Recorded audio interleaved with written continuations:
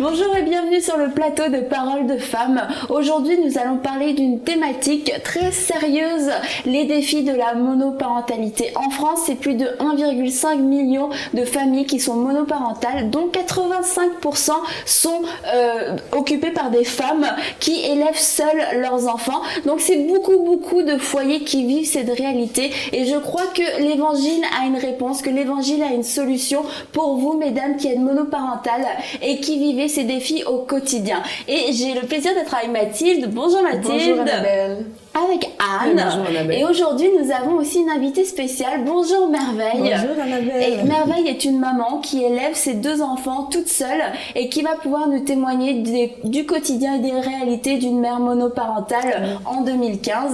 Et nous avons encore le plaisir d'avoir le pasteur David Goma. Bonjour pasteur. Bonjour Annabelle. Qui va pouvoir nous apporter tout le conseil de Dieu sur ce sujet. Okay. Donc déjà, la première chose à établir, c'est que Dieu n'a pas créé la femme seule pour élever des enfants et que quand on parle de monoparentalité, faut déjà être conscient que ce n'était pas le modèle divin de Dieu pour la famille.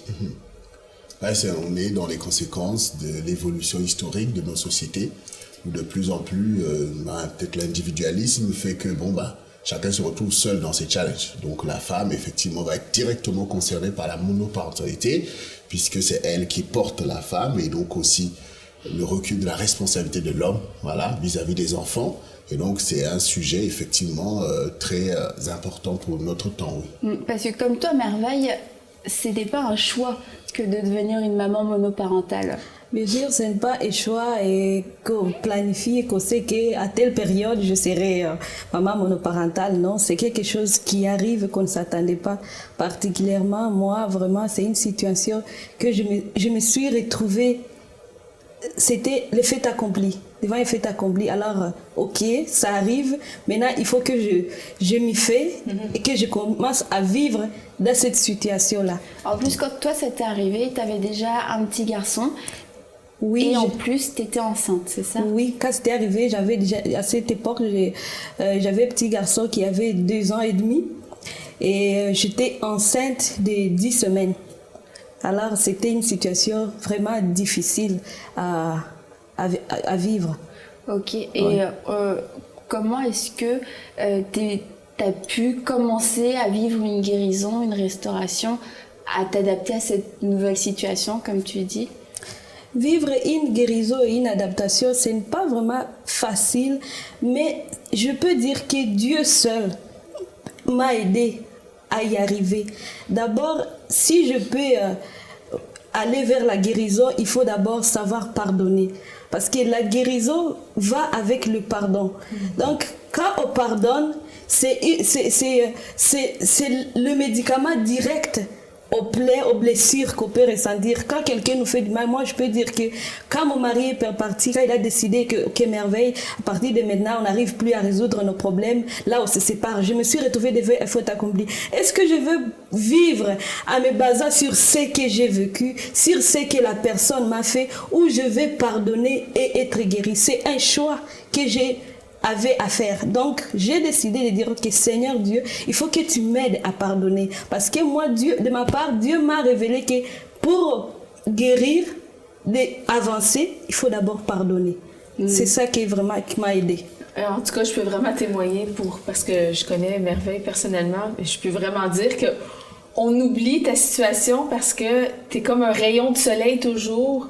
Merveille, elle sert dans l'église d'une manière extraordinaire. T'es le leader de notre groupe de prière. T'es toujours souriante, épanouie. Et on se dit, mais comment est-ce que, tu sais, t'es vraiment arrivée à là, mais c'est vraiment... Oui, le témoignage de ce que tu dis, que tu te confies en Dieu. Certainement, arrivé là, comme je viens de le dire, le pardon, j'avais prié Dieu de m'aider à avancer et à pardonner. Mais Dieu m'a révélé une chose, m'a dit, si tu veux avancer et si tu veux pardonner jusqu'à guérir, il faut voir à travers mes lunettes. Donc, emprunter les lunettes de Dieu, voir la personne comme Dieu la voit. Parce que nous voyons les gens qui nous font du mal, quand nous les revoyons, nous les voyons comme des démons, comme le diable, la personne dit, oh waouh, quand je le vois, je vois ce qu'il m'a fait.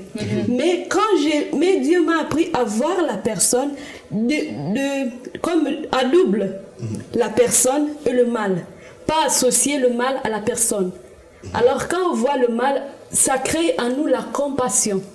Quand on voit cette personne, on ne le voit plus comme le mal, on ne voit plus le mal qu'il nous a fait. Ça crée la compassion et on prie pour la personne. Et quand on prie pour la personne, on n'a plus d'amertume avec cette personne-là. Donc c'est ça, guéri, on dit, oh, s'il a fait telle situation, c'est parce que même lui-même, il n'était pas conscient. Parce que s'il avait Dieu, il ne pouvait pas agir comme cela. Alors ça nous permet d'avancer, à ne pas nous focaliser sur ce que j'ai perdu, si j'ai perdu le mariage, si je suis triste. Ça me permet de ne plus me focaliser sur ça, mais d'avancer. Et surtout, de vivre notre vie pleinement, parce que la vie, c'est un don que Dieu nous donne. Alors, il faut savoir avancer et profiter de cette vie-là. Wow. Oui, Pasteur Goma, j'imagine qu'au cours de vos nombreuses années de ministère pastoral, vous avez dû accompagner et conseiller beaucoup de mères monoparentales. Et on peut voir que les femmes seules vont être plus exposées à la précarité, à la pauvreté. Et comment elles peuvent réussir à s'en sortir et quel est le rôle de l'Église pour ces femmes-là? Le rôle de l'Église est capital parce que ce qu'on entend de merveille, c'est quand même l'enseignement qui parle. C'est-à-dire qu'elle a dû être enseignée parce que quand on est pris dans ces problématiques-là, la colère et toutes ces choses, donc on peut se retrouver dans un échec global. Ça veut dire que le danger est réel. Quand une femme se retrouve dans cette situation, il faut voir, parce que là on parle des enfants. C'est-à-dire que le challenge de la monoparentalité, c'est quand même d'abord un challenge pour nos enfants. C'est-à-dire comment ces enfants vont être équilibrés demain. Donc, de la même manière que par l'enseignement, elle a pu trouver une guérison et un équilibre, c'est toujours par l'enseignement que les enfants s'en sortiront aussi. Donc, la responsabilité de la femme en tant que pourvoyeuse de vie, et là on voit encore ce caractère-là, c'est-à-dire que quand elle s'est retrouvée toute seule, elle est bien obligée de faire face au challenge des enfants aussi, alors que l'homme aussi est responsable devant Dieu des enfants. Mais c'est très facile de tourner aussi le dos et de laisser la femme au travers de toutes ces choses, et quand la femme se débat toute seule ou développe des caractères, on dit « Ah, la femme ». Bon, il y a une grande responsabilité aussi de l'homme par rapport à son leadership. Là aussi, c'est un recul du leadership de l'homme, et donc on voit la femme qui se débrouille, mais c'est pas à cela, comme tu as dit, que Dieu a destiné la femme à se débrouiller toute seule, parce que quand la femme a tout fait, ce qui est regrettable, c'est ses aspirations au bonheur. Voilà. Et ça, c'est pas, elle va trouver un réconfort sur les enfants, mais quand même le bonheur que la femme attend en tant que tel, c'est le bonheur d'un homme. Donc, maintenant, nous sommes tous dans le challenge de la restauration. Donc, Dieu veut nous restaurer. Il y a les préjudices sont là. Beaucoup d'hommes aussi sont en difficulté. D'ailleurs, quand on voit aujourd'hui le caractère que la femme peut développer pour s'en sortir toute seule, ben, ça crée aussi un autre travers, c'est que pour trouver des hommes qui soient capables aussi de se mesurer à tout ce que la femme peut développer aujourd'hui, c'est pas simple. Parce que beaucoup d'hommes aussi ont grandi dans cette monoparentalité. Ils n'ont jamais vu leur leadership de leur père. Ils n'ont été qu'avec leur mère, et c'est pas facile après de s'ajuster avec une femme.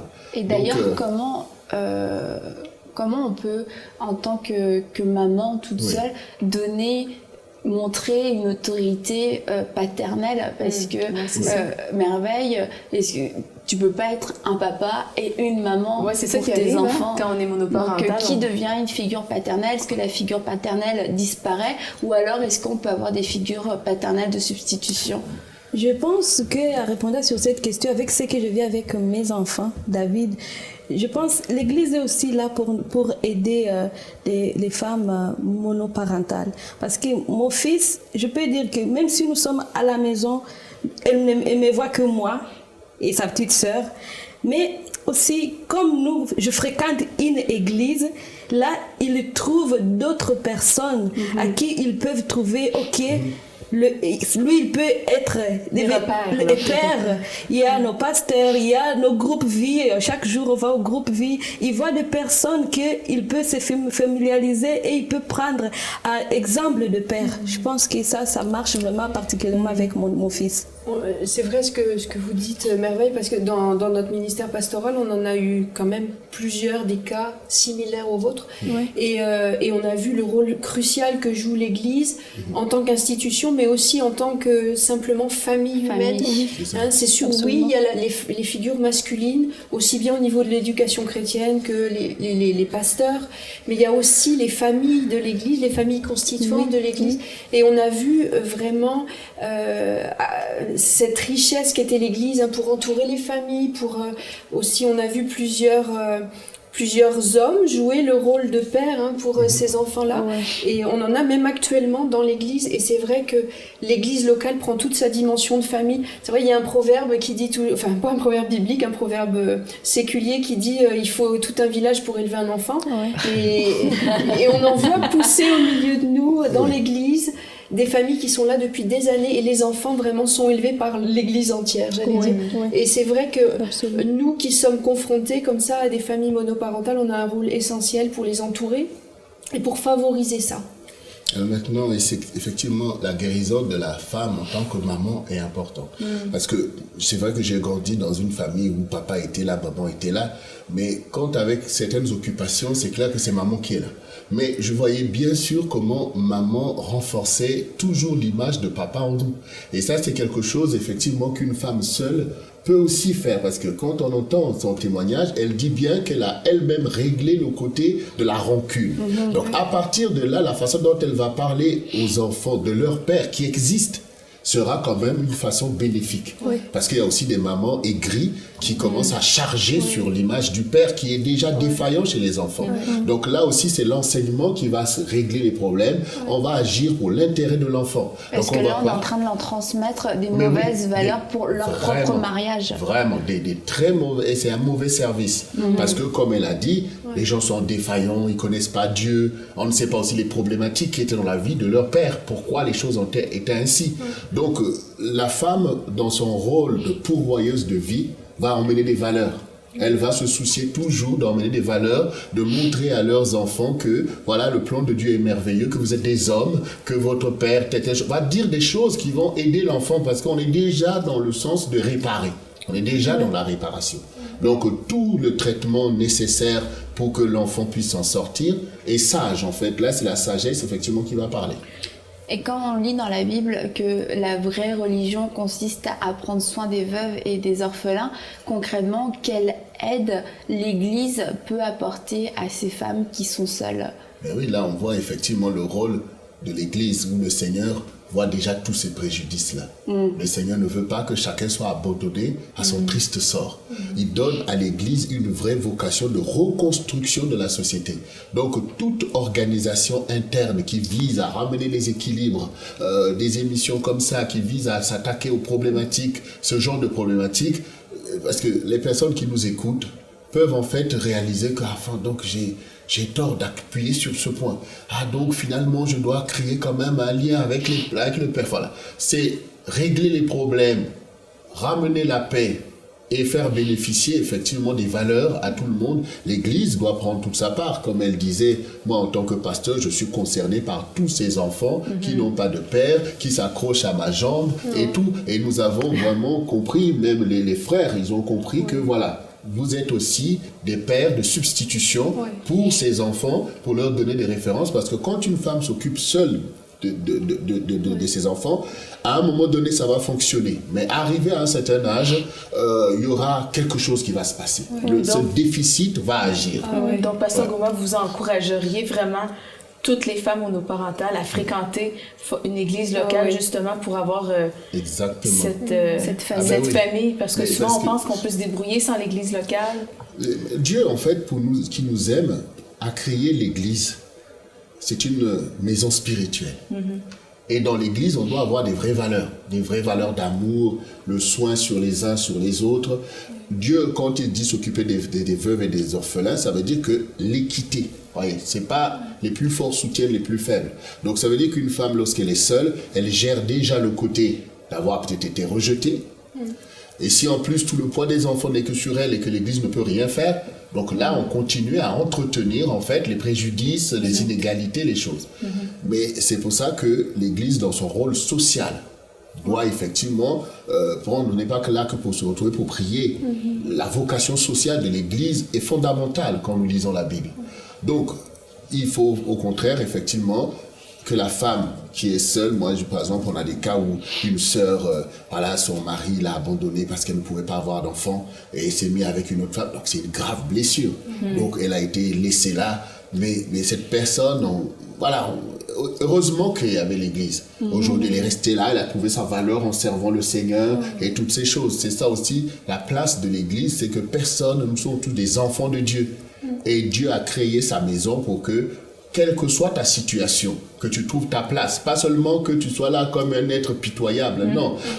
Derrière toutes ces difficultés, il y a des valeurs sûres, il y a le potentiel. Et quand l'Église joue ce rôle, finalement, on voit, comme vous avez dit vous-même, qu'elle est là, au lieu que son problème l'écrase, elle trouve au contraire un moyen d'apporter à d'autres l'amour, la joie. Et ça fait triompher la foi en Dieu. Parce que la foi est là pour pourvoir à toutes nos situations. Ça, c'est vraiment très important. J'aimerais ajouter en plus concernant Merveille que tu t'es retrouvée avec tes 2 petits-enfants toute seule, mais que en te confiant en Dieu, non seulement Dieu t'a relevé, mais Dieu t'a fait mère encore, parce que Merveille est responsable d'un orphelinat qui a 12 enfants au Congo. Elle est responsable, en tout cas, c'est toi qui t'occupe de cette vision-là. Ouais, voilà.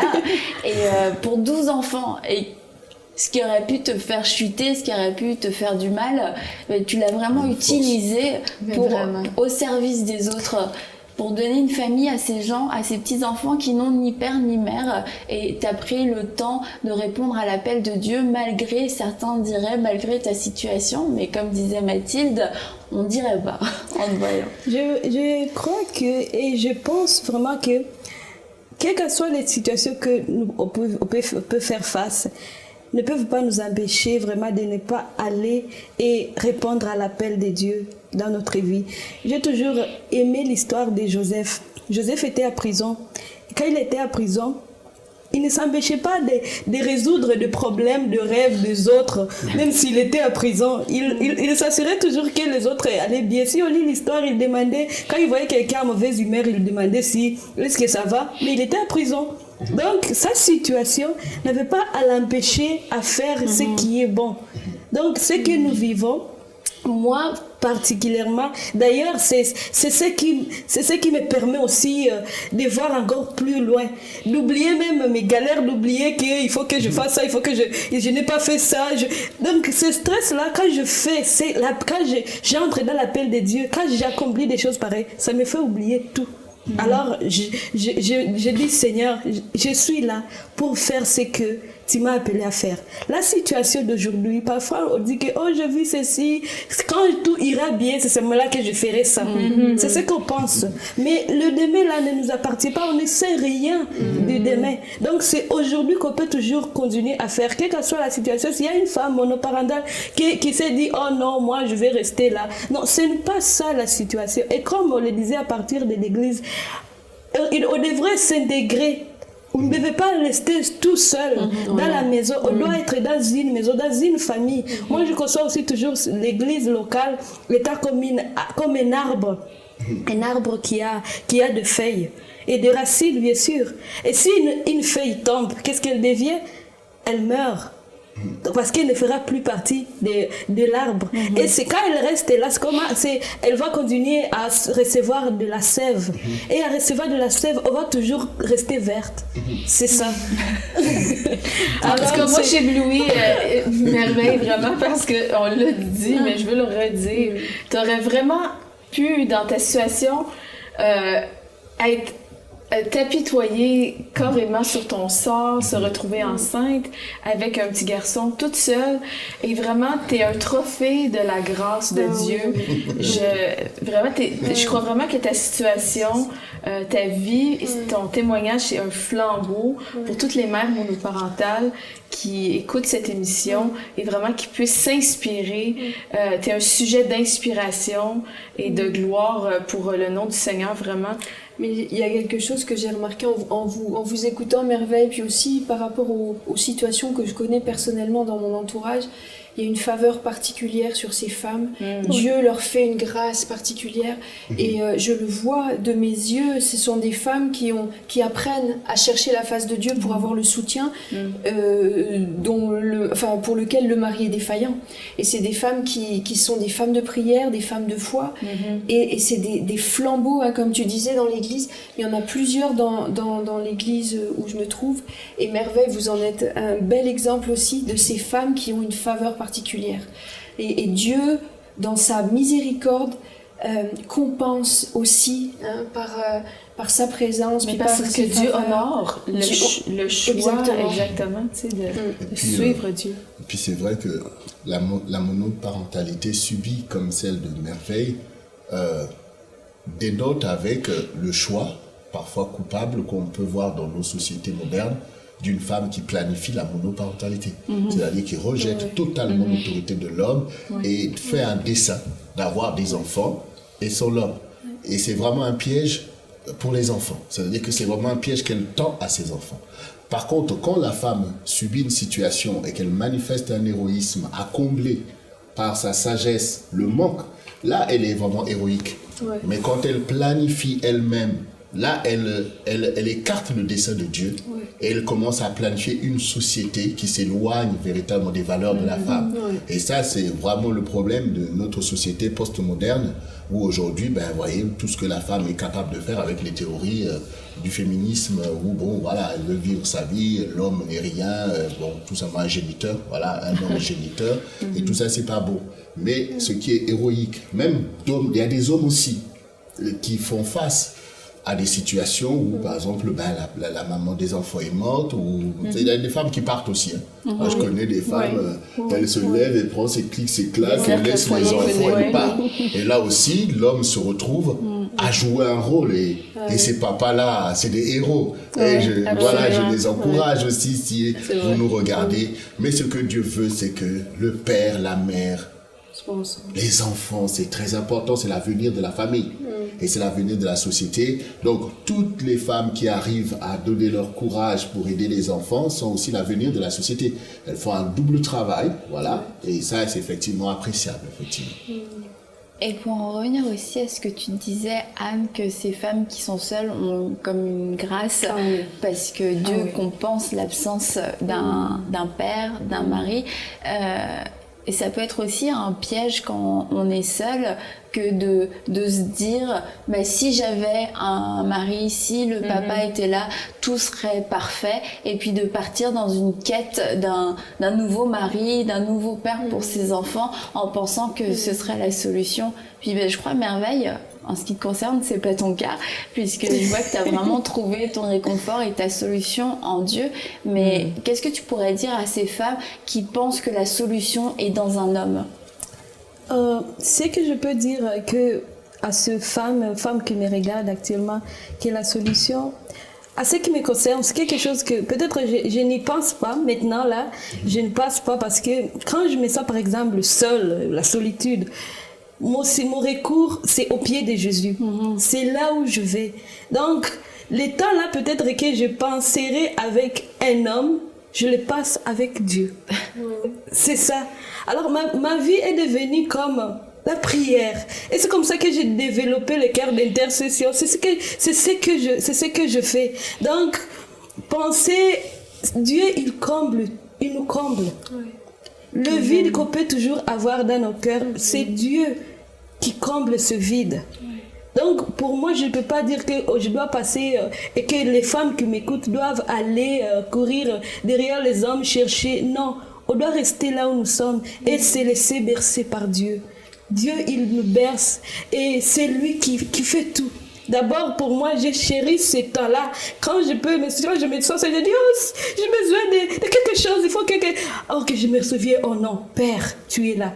Et ces temps, je pars dans ma chambre, je m'assois à côté de mon lit, je reste là, je parle à Dieu, je l'écoute et je reviens de ma chambre secrète, toute transformée. Et c'est comme ça que je vais à l'extérieur, oh, je saute, tout va très bien. C'est comme ça que je mène ma vie. Je tiens à préciser aux femmes qui nous regardent, Merveille est un vrai témoin. C'est sa vraie vie, d'accord? On va pas payer pour faire un témoignage. C'est une vraie personne, elle a des vrais enfants, j'en témoigne, je les connais.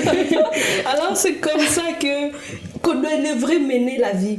Ne pas se focaliser sur ce qu'on n'a pas, mais se focaliser sur ce que nous avons aujourd'hui. Donc savoir vivre aujourd'hui. Aujourd'hui, c'est comme ça que je vis. Seigneur, montre-moi les bénédictions que tu as placées aux côtés de moi aujourd'hui. C'est l'aujourd'hui vraiment. Et puis, effectivement, quand nous venons vers Dieu, ce qui importe en fait, c'est le plan de Dieu en fait. Ouais. C'est-à-dire qu'on ne peut pas effectivement fermer tout dans une même case. Effectivement, quand nous cherchons Dieu, il nous révèle ce qu'il attend. Effectivement, Dieu peut reconstruire, Dieu peut donner un mari. Ouais. Ce qui serait important à ce moment-là, c'est d'être capable, malgré le passé, de faire le plan de Dieu. C'est-à-dire que si Dieu a prévu, parce que le même Dieu compris, il nous répond. Oui. Si Dieu a prévu qu'un homme doit venir, ça ne doit pas être un blocage. C'est-à-dire qu'on ne doit pas idéaliser aussi des situations où prôner la monoparentalité ou le célibat, parce que là, ce serait vraiment passer à côté de la vérité. Mais on doit être équipé pour affronter les réalités. Si dans sa volonté, Dieu a prévu que Merveille, ou les sœurs qui nous regardent, puissent rentrer à nouveau dans ce challenge, il ne faut pas dire non, Seigneur, il faut être capable de Je le pense faire. que Merveille dit pas non plus. Quand maintenant, effectivement, Dieu a disposé différemment en disant que bon, toi, occupe-toi de l'intercession et telle chose, elle doit trouver son accomplissement, mais toujours dans un plan parfait de Dieu, qui n'est pas un fait accompli, que nos situations ne mènent pas un fait accompli, toujours. Père, que veux-tu, Seigneur? Quand Dieu nous montre que voici ton chemin, on doit pouvoir le suivre parce que au-delà de nous, il y a le royaume. Il y a le royaume, il y a la lumière du monde. Et donc, effectivement, Dieu est capable de ramener le mariage là où il y avait l'échec et de rencontrer finalement un homme à l'image de Dieu. Parce que la femme a besoin aussi. Mais effectivement, la femme peut aussi se confier dans la prière et servir le Seigneur au milieu de ces challenges. Merci beaucoup, Pasteur David. Merci beaucoup, mesdames. Vraiment, Merveille, tu nous as bénis par ton témoignage. Et je crois que ça va encourager ces femmes qui traversent ces temps difficiles, qui peuvent être difficiles pour elles. Et de voir que dans ta situation réelle et vécue, tu as trouvé un vrai réconfort et que tu as été guérie à l'intérieur et que tu manifestes ça. Je trouve ça extraordinaire. C'est formidable. C'est la parole vivante au travers de ta vie.